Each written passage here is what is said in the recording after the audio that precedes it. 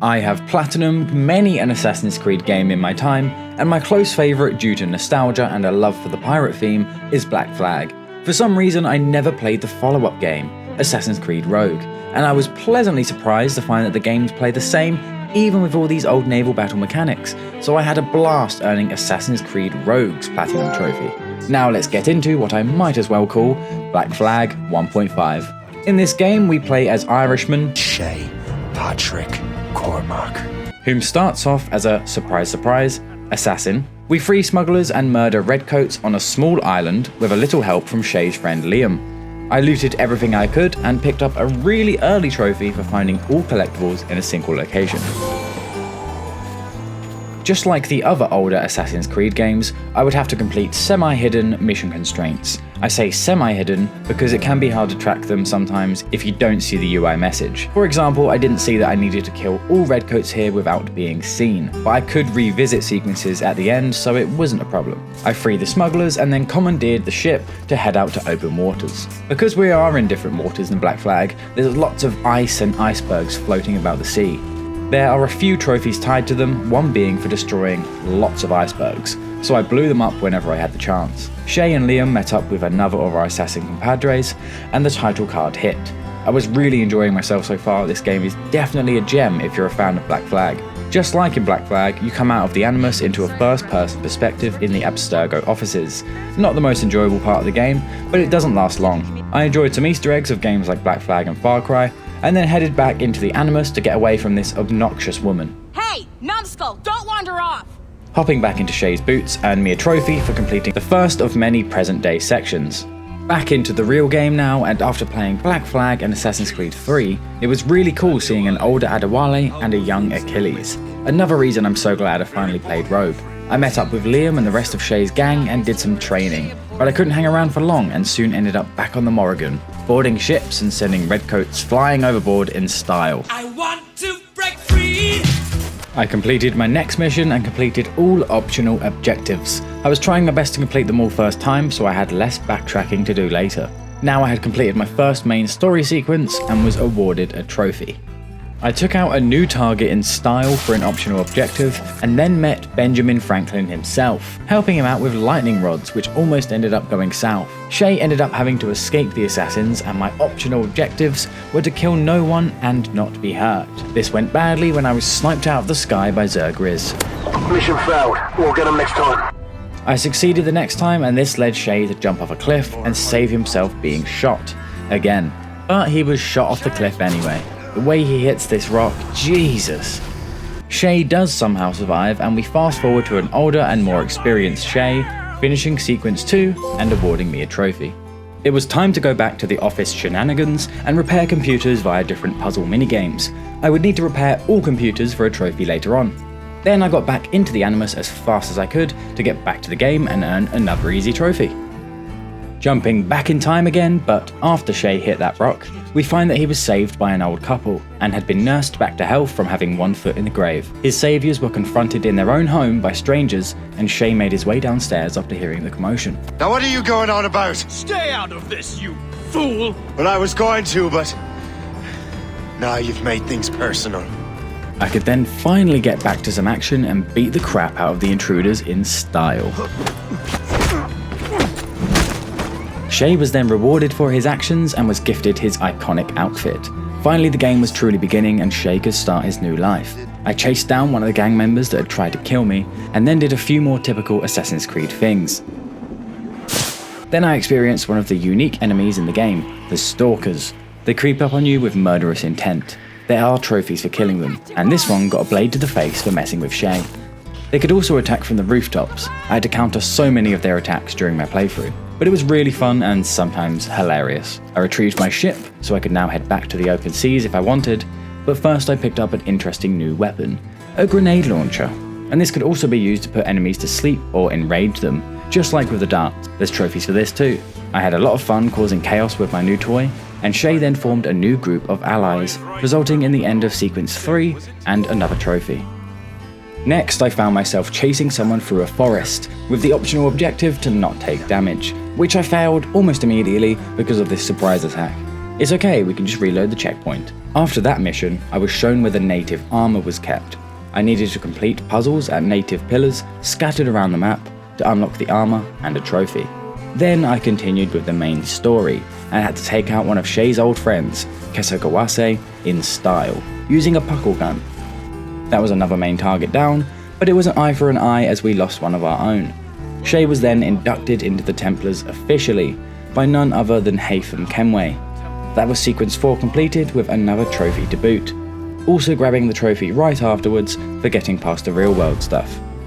I then took a break from the sequences to explore the open world a bit, and went for a spot of whaling, hunting down a huge narwhal. This was a minigame I always enjoyed in Black Flag. Once I'd finally taken down this beast, I earned the Unicorn Slayer trophy. Then I scared away some penguins, and shot a polar bear in its backside, before attempting my next trophy. I had to put 5 people to sleep at once, and also enrage 5 people at once, and I found a great location for it. I just missed the 5th guy with my sleep grenade the first time, but I could still use the berserk grenade on them whilst they napped, awarding me the instant Vikings trophy. I came back to this area later on and this time made sure I landed the sleep grenade on all 5 of these guards at once, earning the nap time trophy.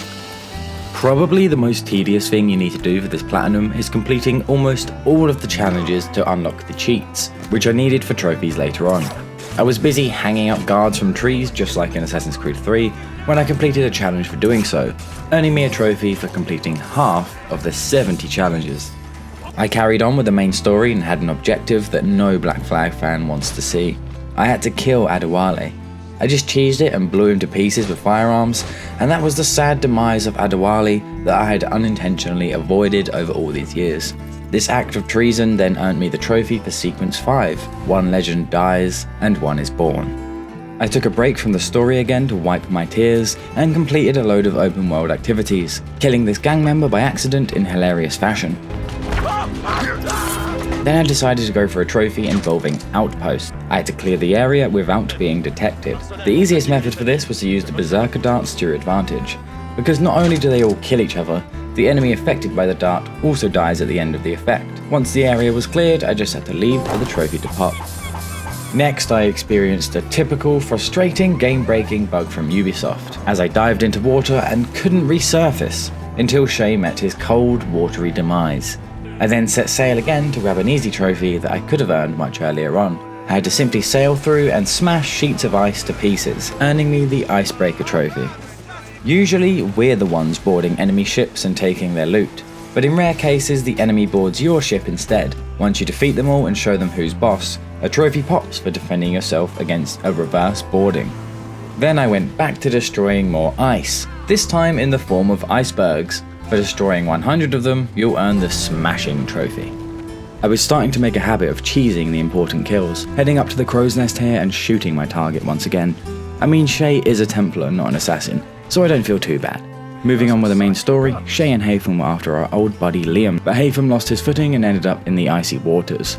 Another funny Ubisoft shenanigan. I continued without him until he popped up again later, and we reached an Isu area with force fields, watching Haytham kill an enemy in style. I had to wait for the force fields to drop like I was fighting Maul in the Phantom Menace.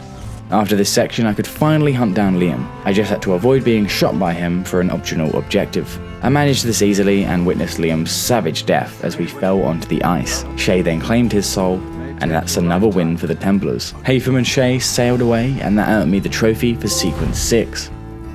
Back in the real world I can now fix all the computers for the Repairman trophy, and of course earn another trophy for completing that section and going back to play as Shay. I had reached the end of the story now, fast forwarding to Shay on another assassination mission, and our target was a relative of the protagonist in Assassin's Creed Unity. I haven't played that installment yet, but I recognised the Dorian name. I stabbed Charles Dorian with stealthy precision and proceeded to escape the area, leading to the end of Shay's in-game story, and another trophy for completing the final glitched memory. Between the credits, I also became a Templar at Abstergo in the real world, having been inducted like it was some sort of creepy cult initiation. This awarded me the Templar then, Templar now, golden trophy for the game's completion. Then it was back to the Animus for the cleanup. And my first cleanup trophy was a fairly easy one. Just apply your gas mask when prompted many times over, and you'll earn the Do Not Want trophy. The next trophy was for denying 15 air attacks. I just made sure to swing by stalkers when they were lurking on rooftops, and I eventually got the trophy to pop. You need to be fast to get the correct counterattack animations, or it won't count. I then continued running around the outskirts of New York like a madman, annihilating the stalkers, until eventually I earned the Stalker Killer trophy for wiping out 30 of them. I ventured out into the open world again to hunt down some collectibles. As there weren't too many of them, I went for the native pillar puzzles next. I just had to complete simple puzzles to unlock a set of armor, and I could grab other collectibles on the way. Once I completed the final native pillar in this icy cave, I earned the King of the Hill trophy. Now I could go unlock and grab the native armor, which gave me another intertwined trophy.